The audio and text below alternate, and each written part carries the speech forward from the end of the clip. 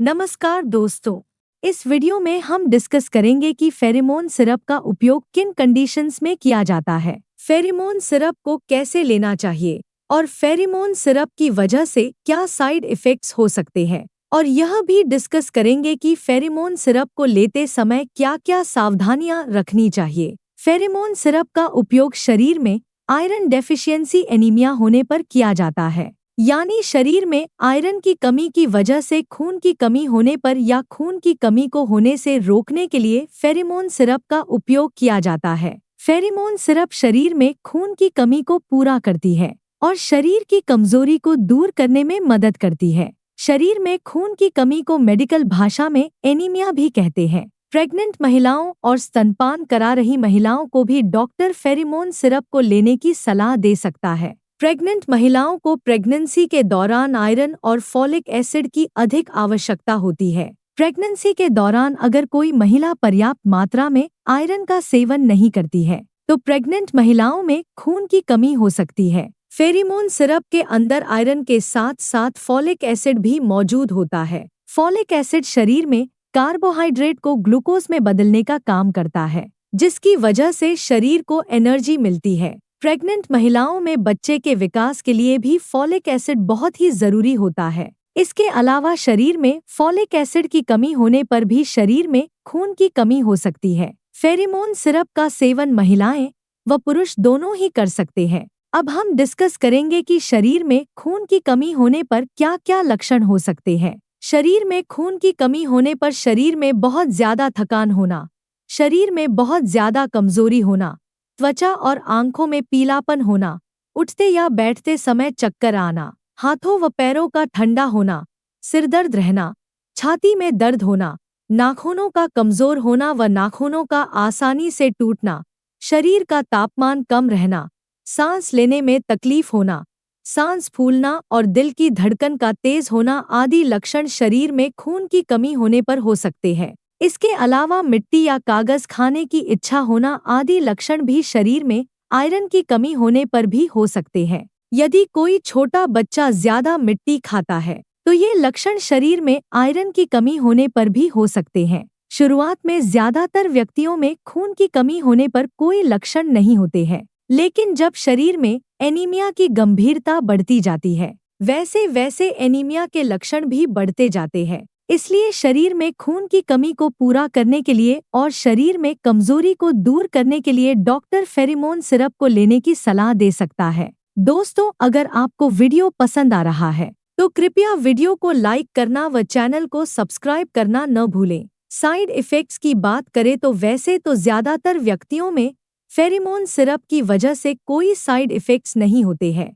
लेकिन कुछ % व्यक्तियों में फेरोमोन सिरप की वजह से कुछ साइड इफ़ेक्ट्स हो सकते हैं। फेरोमोन सिरप की वजह से कुछ व्यक्तियों में कब्ज होना या दस्त होने की समस्या हो सकती है। इसके अलावा कुछ व्यक्तियों में फेरोमोन सिरप की वजह से उल्टी आने का मन होना, बदहजमी या सीने में जलन होना और पेट में दर्द हो सकता है। आमतौर पर ये साइड इफ़ेक्ट्स अस्थायी होते हैं और जैसे जैसे आपका शरीर फेरोमोन सिरप के साथ तालमेल बनाता है वैसे वैसे ये साइड इफ़ेक्ट्स भी कम हो जाते हैं। यदि इनमें से कोई भी साइड इफ़ेक्ट्स लगातार बना रहता है या ज्यादा होता है तो आपको तुरंत ही डॉक्टर से परामर्श लेना चाहिए। फेरोमोन सिरप की वजह से टट्टी का रंग ब्लैक हो सकता है। फेरोमोन सिरप की वजह से टट्टी का रंग ब्लैक होना एक सामान्य बात है। फेरोमोन सिरप की वजह से टट्टी का रंग ब्लैक होना कोई नुकसानदायक नहीं होता है। फेरोमोन सिरप को पीते समय यदि फेरोमोन सिरप दांतों पर लगती है तो इसकी वजह से दांतों पर काले रंग के धब्बे हो सकते हैं। इसलिए दांतों को काले रंग के धब्बों से बचाने के लिए फेरोमोन सिरप को जूस या पानी में मिलाकर पीना चाहिए। और इसके अलावा आप फेरोमोन सिरप को स्ट्रॉ यानी जूस पीने वाले पतले पाइप की मदद से भी फेरोमोन सिरप को पी सकते हैं, ताकि फेरोमोन सिरप की वजह से दांतों के रंग को प्रभावित होने से बचाया जा सके। अब हम डिस्कस करेंगे कि फेरोमोन सिरप को कैसे लेना रेकमेंडेड होता है। फेरोमोन सिरप को खाना खाने से 1 घंटे पहले या खाना खाने के 2 घंटे बाद लेना रेकमेंडेड होता है। फेरोमोन सिरप को लेने के बाद कम से कम 20 मिनट तक आपको लेटना या सोना नहीं चाहिए। आमतौर पर 12 साल से अधिक उम्र के ज्यादातर व्यक्तियों को डॉक्टर 5 मिलीलीटर फेरोमोन सिरप को दिन में एक ही बार लेने की सलाह देते हैं। ज्यादातर प्रेग्नेंट महिलाओं को डॉक्टर फेरोमोन सिरप को प्रेगनेंसी के पहले 12 सप्ताह यानी प्रेगनेंसी के पहले 3 महीने पूरे होने के बाद ही फेरोमोन सिरप को शुरू करने की सलाह देते हैं, क्योंकि प्रेगनेंसी के पहले 3 महीने के अंदर प्रेग्नेंट महिलाओं को उल्टी आने का मन होना या मुंह का स्वाद खराब होना आदि समस्याएं अधिक होती है। इसलिए प्रेग्नेंट महिलाओं को डॉक्टर प्रेगनेंसी का चौथा महीना शुरू होने के बाद ही फेरोमोन सिरप को शुरू करने की सलाह देते हैं। लेकिन यदि किसी प्रेग्नेंट महिला को एनीमिया की गंभीरता ज्यादा है तो डॉक्टर प्रेग्नेंट महिलाओं को प्रेगनेंसी की शुरुआत से भी फेरोमोन सिरप को लेने की सलाह दे सकते हैं। वैसे ज्यादातर प्रेग्नेंट महिलाओं को डॉक्टर सिरप की बजाय टैबलेट देना प्रेफर करते हैं। फेरोमोन सिरप की डोज उम्र, शरीर के वजन और बीमारी की गंभीरता के आधार पर कुछ व्यक्तियों में इससे अलग भी हो सकती है। इसलिए आपको फेरोमोन सिरप को आपके डॉक्टर द्वारा बताई गई डोज में ही लेना चाहिए। अब हम डिस्कस करेंगे कि फेरोमोन सिरप को लेते समय क्या-क्या सावधानियां रखनी चाहिए। डॉक्टर फेरोमोन सिरप के साथ विटामिन सी की सिरप या विटामिन सी से भरपूर खाद्य पदार्थों जैसे टमाटर,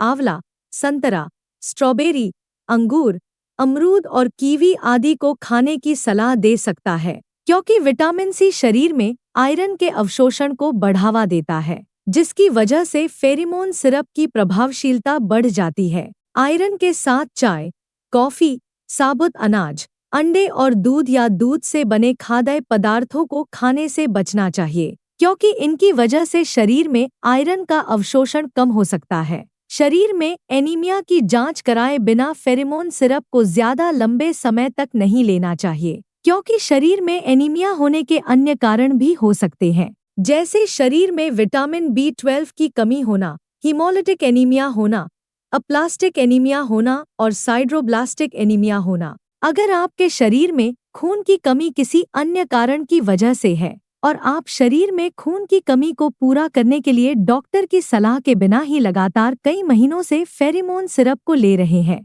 तो ऐसी स्थिति में फेरोमोन सिरप को लेने से शरीर में आयरन की ओवरडोज हो सकती है। शरीर में आयरन की ओवरडोज लिवर, हार्ट, ब्रेन और शरीर के अन्य ऑर्गन्स को नुकसान पहुंचा सकती है। इसलिए डॉक्टर की सलाह के बिना ज्यादा लंबे समय तक फेरोमोन सिरप को नहीं लेना चाहिए। फेरोमोन सिरप के साथ पेट में गैस व एसिडिटी कम करने वाली एंटासिड दवाइयाँ, calcium supplements, tetracycline antibiotics, penicillin antibiotics, thyroid की सिरप और पार्किंसंस डिजीज में उपयोग होने वाली लेवोडोपा सिरप के साथ फेरोमोन सिरप को लेना रिकमेंडेड नहीं होता है, क्योंकि इन दवाओं के साथ फेरोमोन सिरप को लेने से दवाइयां आपस में एक दूसरे के साथ इंटरैक्ट कर सकती है, जिसकी वजह से दवा की प्रभावशीलता कम हो सकती है या साइड इफेक्ट्स होने का भी जोखिम अधिक हो सकता है। अगर आप इनमें से कोई भी दवा लेते हैं तो आपको फेरोमोन सिरप और इन दवाओं में कम से कम 2 से लेकर 3 घंटे का गैप रखना चाहिए। अगर आप अपने शरीर में खून की कमी को प्राकृतिक खाद्य पदार्थों से पूरा करना चाहते हैं तो आपको आंवला, जामुन, अनार, चुकंदर, सेब, पालक, सूखी किशमिश, अमरूद, केला, बादाम, काजू, अखरोट, तिल, गुड़ और मूंगफली आदि का सेवन पर्याप्त मात्रा में करना चाहिए, क्योंकि इनमें आयरन भरपूर मात्रा में पाया जाता है और इनका नियमित रूप से सेवन शरीर में खून की कमी को दूर करता है और शरीर में खून की कमी होने से बचाव करता है। वीडियो को देखने के लिए आपका धन्यवाद। अगर आपको वीडियो पसंद आया तो प्लीज वीडियो को लाइक कर देना, चैनल को सब्सक्राइब कर लेना और अगर आपका फेरोमोन सिरप से संबंधित कोई प्रश्न है तो आप कमेंट करके पूछ सकते हैं।